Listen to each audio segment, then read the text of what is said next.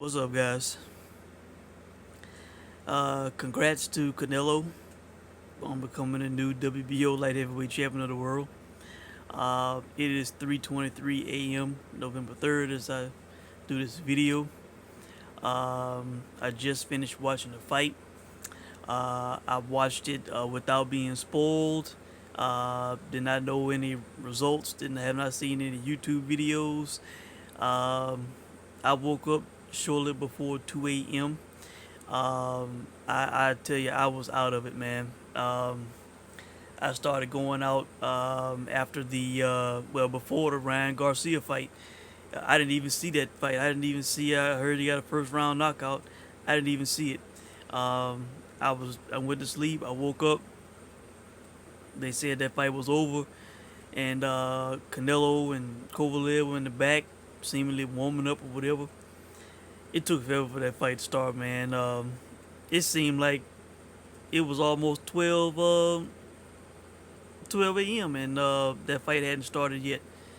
I don't know. It was unless the time changed or something on my phone or something. I don't know. But it was just taking way too long for it. Maybe you guys can tell me it was taking too long for that fight to start. But yeah, I was out of it, man. Did not get to sneak a nap in during the day. I went to sleep, um, and I woke up shortly before 2 a.m. and pushed my phone. I just opened up my scoring app, opened up my computer to take some notes, and pulled up the fight. All right. Now, I was disappointed when I saw the stoppage. Um, Man, I was really, I hated that. I like both guys. I'm a fan of both guys. But Kovalev was the underdog going into this fight. He was kind of, written off. People said he was going to get stopped. He's kind of past it or whatever. Um, and in an underdog way, I was kind of rooting for the guy a little bit. Kind of, wanted to see him do well. And the way the fight was going, it was a close fight. I wanted to see it go to a decision. To see how it played on the scorecards. So to see him get stopped, it was disappointing. All right. Because he had been doing so well, and then at the blink of an eye, seemingly the fight was over. All right. Now, let me go through my scorecard, the way I saw the fight, and then I'll talk about the aftermath. All right. Now, round one, I had 10-9 Kovalev. Fill out round, lots of jabs from Kovalev, measuring distance, keeping Canelo at bay. Right, round two was 10-9 for Kovalev. Canelo opens up more, but Kovalev still throwing and landing more. Round three, 10-9 Canelo wins the round based on the number of flush counters landed. Round four was 10-10, even close round. Canelo landed a few counters. Kovalev landed to the body and jabs. Round five was a 10-10, another even round, another close round. Both men had success. Round six, 10-9 Canelo wins the round with counters, flush shots, and body shots. Round 7, 10-9 Canelo landed the more flush, meaningful shots. Round 8, 10-9 Kovalev landed more. Canelo, and I have in quotes, ran or moved away from the action in the later half of the round. All right, even though the announcer said that maybe he was taking off. He was trying to bait Kovalev into coming towards the rope so he could counter him. All right. Round 9, 10-9 Kovalev won the round with boxing skill and intelligence, hitting and not get hit. Canelo came on near the end, but could be tiring.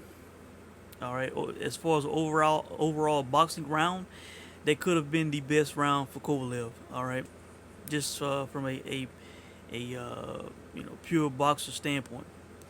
All right, round 10 was a 10-10 for me. Canelo came out with aggression, had some success. Kovalev had success in the second half of the round.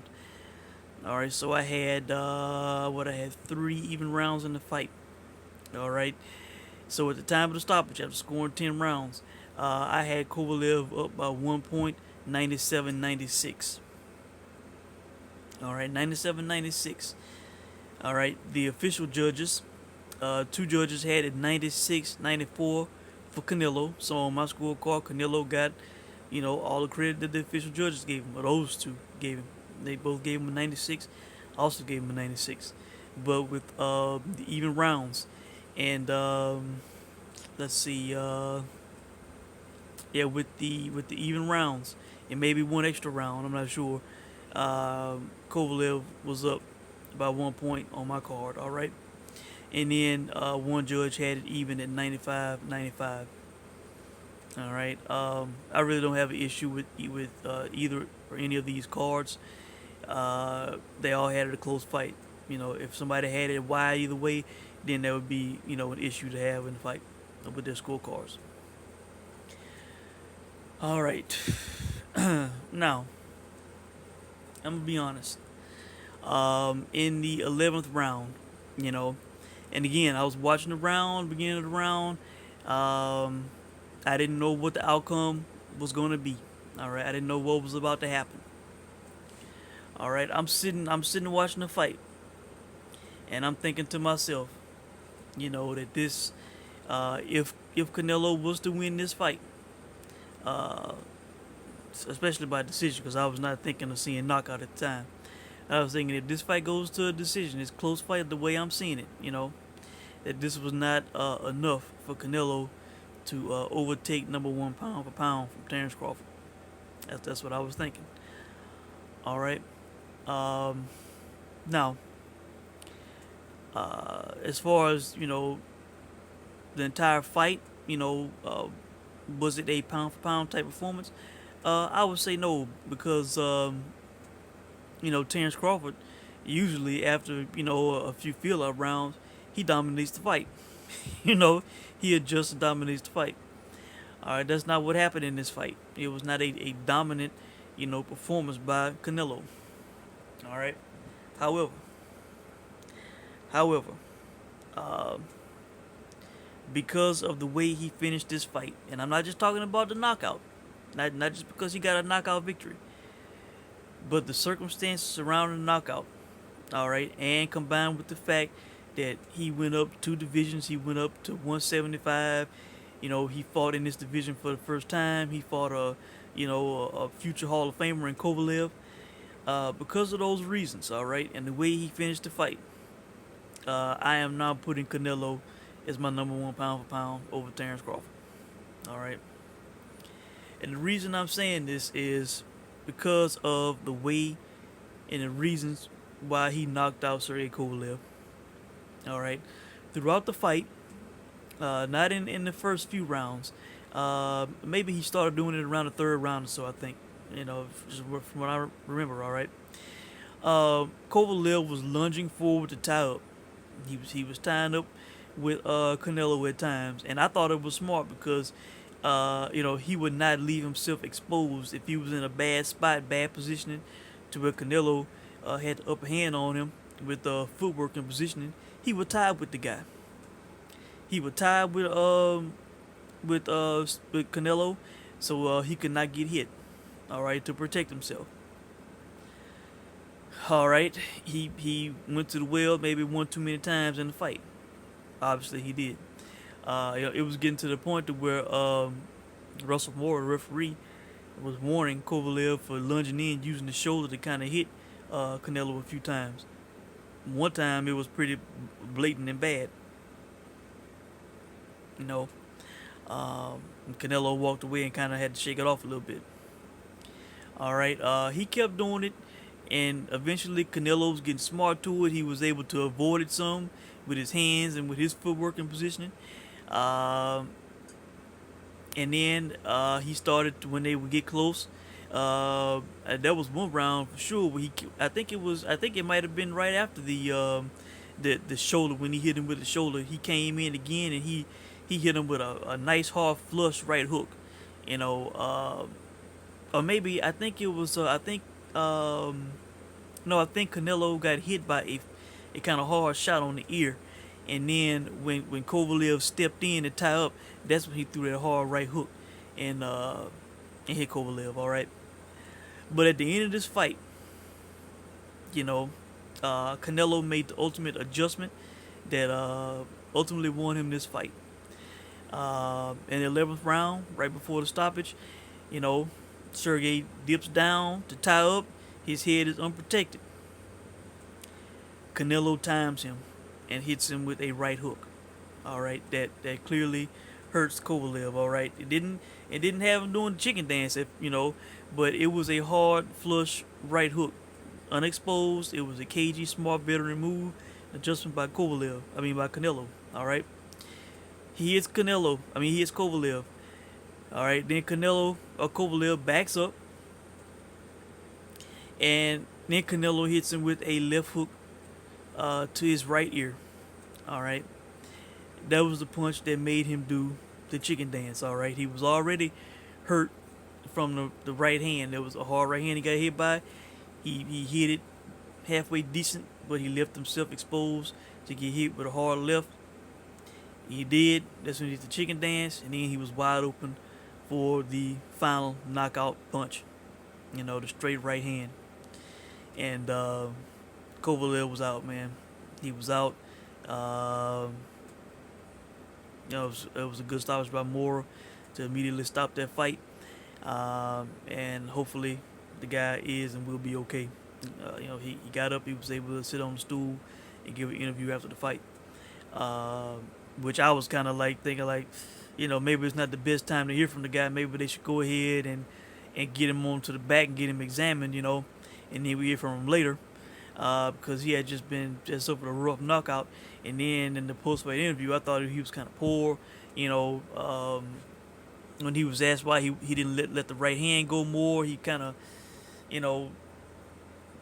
and I hate to say it, but maybe in a way, kind of threw Buddy McGirt on the bus a little bit, saying, well, the coach was telling me to do this and that, which he was being honest, and that was the right thing to do. He didn't want to leave himself exposed too much to get, hit and countered hard, possibly by a knockout punch by Canelo. All right, who has pound for pound power, obviously. But it was just all of a sudden, fast out of nowhere. Just the guy was knocked out cold, man. And I was like, damn, I feel some sadness, man, because he had fought a good fight. It was a close fight. And I was looking forward to seeing what the scorecard was going to be at the end of the fight. If the fight went to a decision.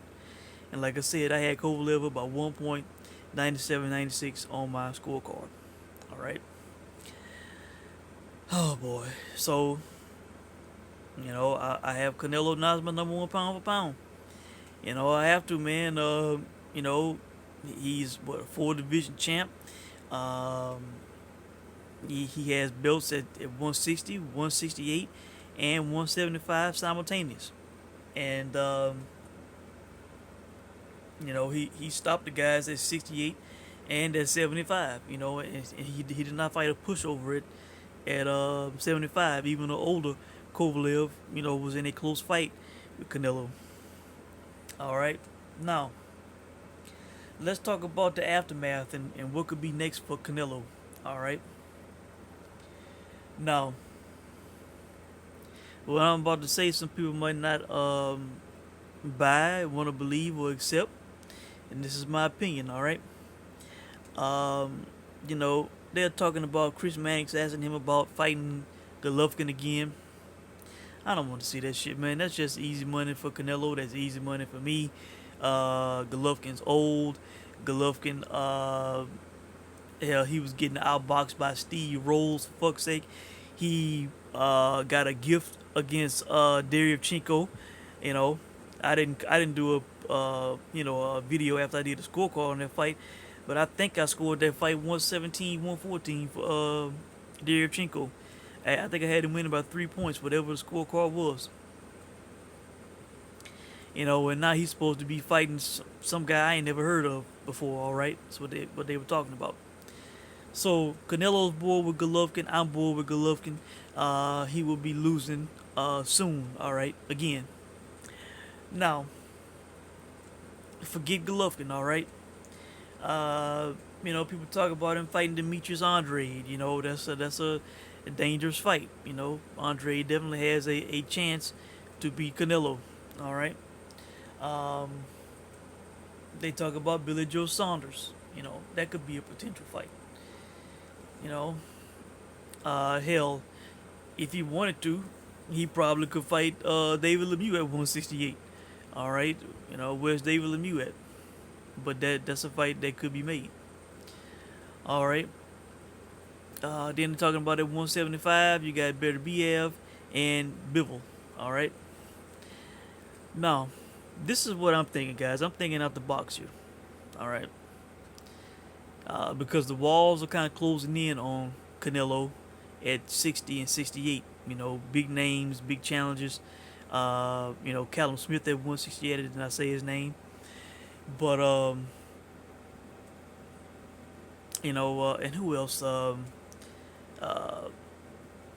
you got Benavidez on the PBC side. I doubt that any of those fights would be made. Caleb Plant, and I don't even think he would go in that direction. All right. So the walls are closing in with top contenders and champions at 60, 68, and 75. You know, uh, he picked Dan Jacobs this year. That was a winnable fight that he won wide, and then Kovalev. He was a favorite in that fight, based on the skill and the age of Kovalev. All right, the skill of Canelo, that is, and the age of Kovalev. So, I think Canelo is the kind of guy who loves a challenge, but at the same time loves to make history and do things that others have not done. And privately, I don't think I've said this on camera before, but I view Canelo as, it wouldn't surprise me if Canelo fought for a cruiserweight title and a heavyweight title. You know, shit would not surprise me, man. It's just that's the kind of guy he is. You know. Now, and I think in the lead up to this fight, reporters were asking Canelo about if he would keep going up, and he said it may not be out of question. All right, and people were kind of shocked by that, and I'm not, because this guy is a pound for pound guy. Like I said, wants to make history. He has joined uh, Armstrong with being the only other guy to be a simultaneous 3 division champ. So, out of curiosity, I pulled up the rankings. All right, on FightNews.com. All right, I wanted to see what the scene was like at cruiserweight. All right, at 200 pounds. Now, Canelo basically admitted that he walks around at around 180. All right, so he might have to put on some more muscle if he wanted to keep going up. And yeah, I mean he didn't have to put on 20 pounds of muscle. He didn't have to weigh 200 pounds. It just slow him down. But he might not have to put on much muscle at all. Hell, all right, not anything extra. Not much extra. All right, now and once I pull this up, I see this as being very interesting. All right, um, on the WBC side, all right, their title is vacant. We already know how Mauricio Suleiman at WBC feel about Canelo. All right, he made him the first franchise champion. All right, a champion that cannot lose his belt and has no mandatories. All right, like the ultimate champion. All right. So at the top of their rankings, they have I'm assuming I'm saying this right. Ilunga Makabu. All right. He is ranked number 1 with the WBC, and they have a vacant belt. All right. The guy, if I remember correctly, I think he is 26-2 with 24 KOs. 26 wins, 24 by KO. He has been stopped twice. All right.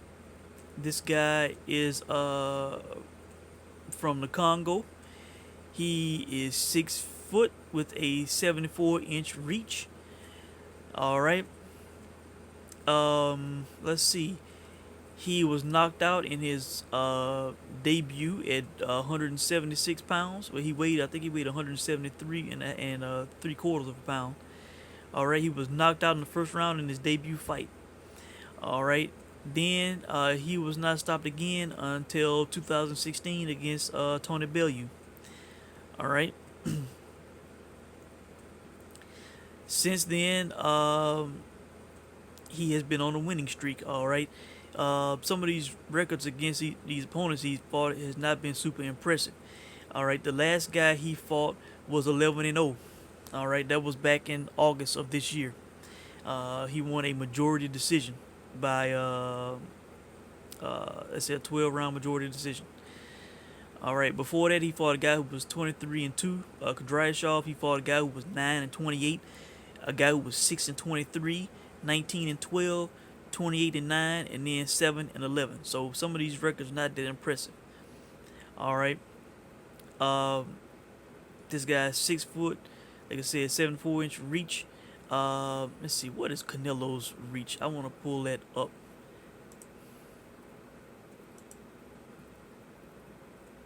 Let's see. All right, here it is. All right, he has a 70.5" reach. Canelo does, according to BoxRec, and they have him listed as 5'8". All right. If that fight is made, I'm pretty sure Canelo would be the betting favorite in that fight.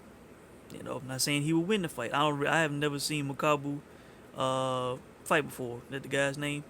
Um, I have not seen that guy fight before, but you know, let's see. I'm gonna pull him up again here. I have not seen him fight before, but I'm sure you know Canelo would be the favorite in that fight. All right. So it would not surprise me. Do not be surprised, guys, if Canelo wants to fight for a cruiserweight title. The other champions are Dorticos and Breedis in the WBO, Dorticos in the IBF.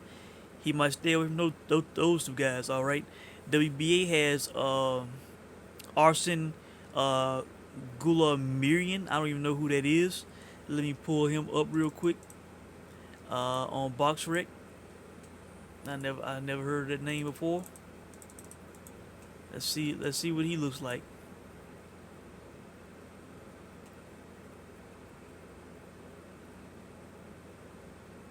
He is 24-0. All right, fights out of Big Bear. This guy is 6'1". His face looks kind of big and round, so I'm assuming this is kind of a big guy.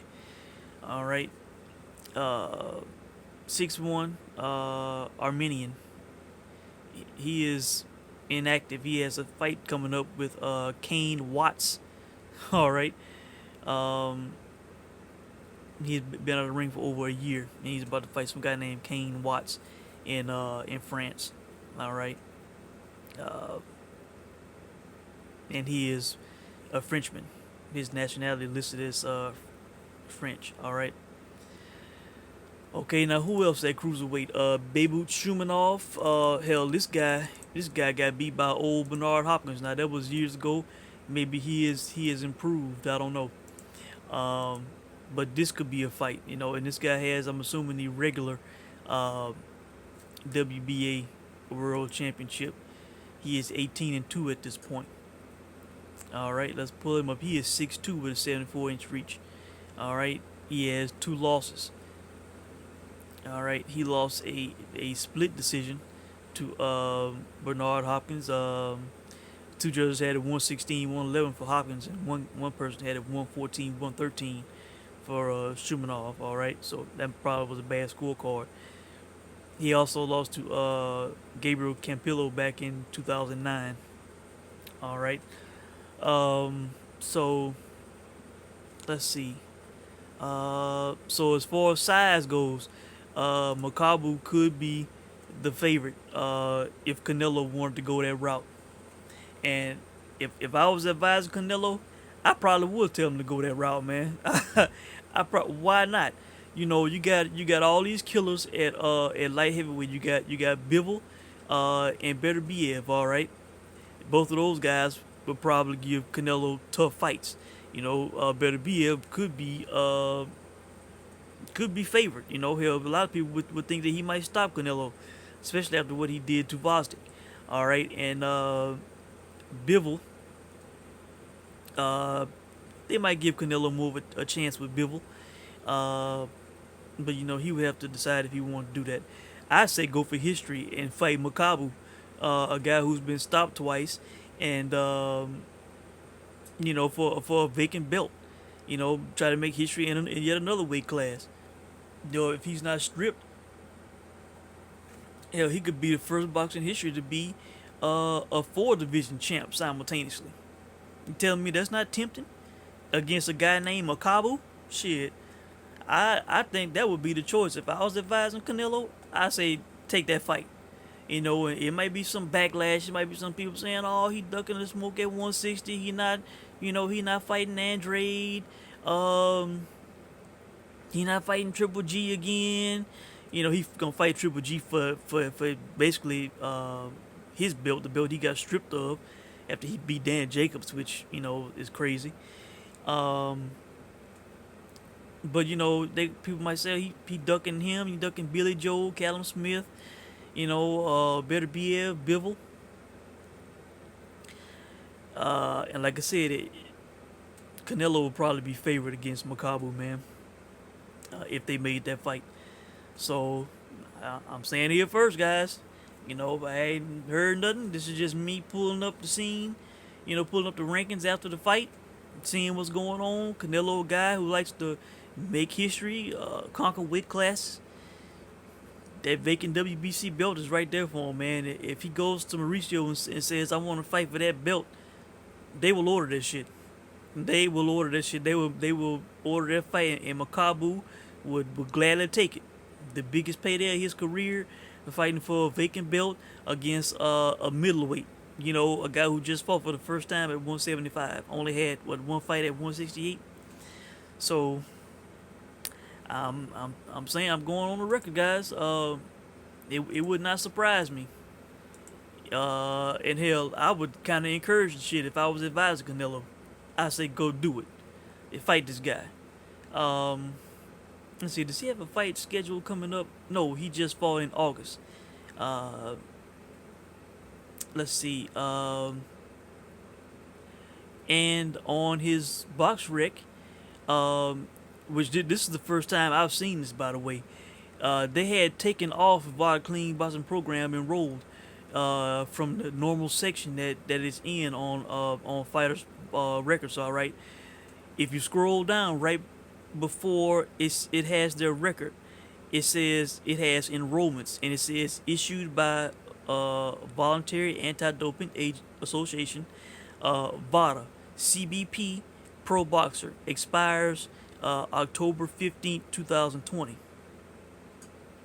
So that's and it has his box rec ID number.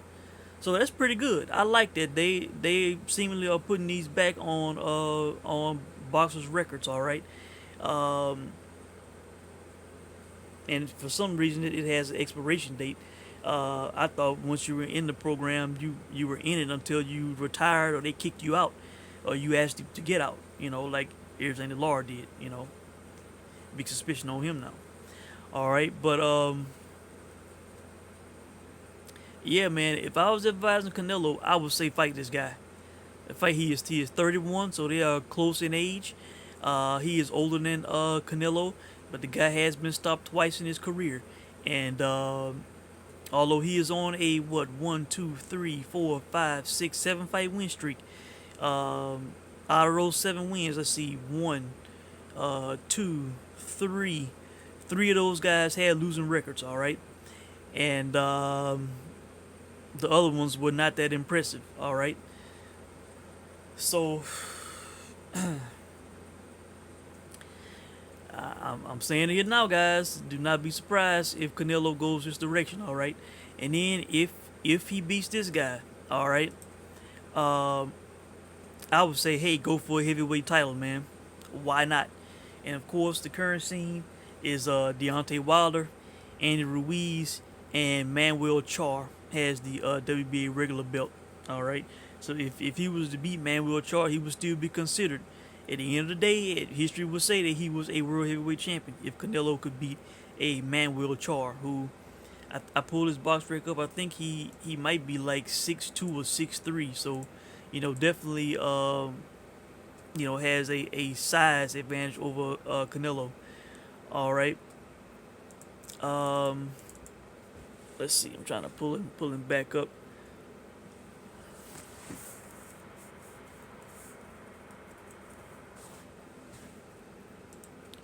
Let's see. Yeah, here he is, 31-4. Yeah, 6'3.5". So yeah, he definitely has a big height advantage over Canelo. 31 wins with 17 KOs. So not a tremendous power puncher. He's been stopped 3 times in 4 losses. All right. So this could be a winnable heavyweight title for Canelo. If he had to pick out of Wilder, Ruiz, and Char, Char seemingly would be the choice as far as odds of winning. And Ruiz, the hand speed. He would have to outbox this guy, not get hit. Deontay Wilder, he would definitely be open to receiving a hard right hand and getting knocked out by Wilder. Uh, but Canelo could probably see that shit coming a mile away and duck out of the way of a lot of Wilder's shots, and go to Wilder's body, and I don't think, even though Wilder is a heavyweight, he is kind of on the lighter side of heavyweight. Maybe like around let's say 215 mark or so, whatever, and or less. The guy was saying he could make cruiserweight at one time, and if Canelo's hitting Wilder to the body, a place where he's not hit often, you know, he could hurt Wilder to the body, man. So this is what I'm seeing for Canelo's future, man. This is me. A lot of people might not agree with it, might think I'm being crazy saying it, but it would not surprise me, guys, if Canelo eventually fights for a cruiserweight and a heavyweight title. And if he was to do this, let's just say for an example, all right, if he was to do this in 2020, if these were to be his next 2 fights, and if he was to win a title at cruiserweight and a heavyweight, he could do what Roy Jones should have done, and he could retire on top as a heavyweight champion. If Roy Jones would have retired after beating Ruiz and never fought again, man, he'd be on the Mount Rushmore. People say he was one of the all-time greats, and people say that now, but it's not the same with all the losses that he took. After that, and if Canelo went out, at such a young age, not even in his mid-30s, still in his 20s, I believe, and if he was to do all that, man, they say he was truly one of the all-time greats in the sport, pound for pound, top 5 legendary fighter, if he was to do it. So that's my outlook, and that's the way I'm seeing it, guys. He would be leaving a lot of money on the table with his own, but as far as legendary status and doing memorable things in the sport, going out on top, having a legacy and a record that would be hard to duplicate in the sport history. I'm telling you, man, Canelo has a great opportunity in front of him if he wants to take it. So, and I think he should take it. I think he should go after these titles. So that's it, guys. Again, congrats to Canelo. And salute to Kovalev for putting up a really good fight. I had him ahead on my card before the stoppage by 1 point. It was a close fight. But Canelo did what a pound for pound fighter is supposed to do. If you're one of the best pound for pound, you're supposed to be able to go up in weight class and win. And win. Beat champions and become a champion. And that's what he did, man. against even older Kovalev, who still has power and can beat a lot of guys still. So uh, my new number one pound for pound, Canelo. I give it up to you. I salute you. So that's it, guys. Let me know what you think, and I'll check in soon. Thanks for watching.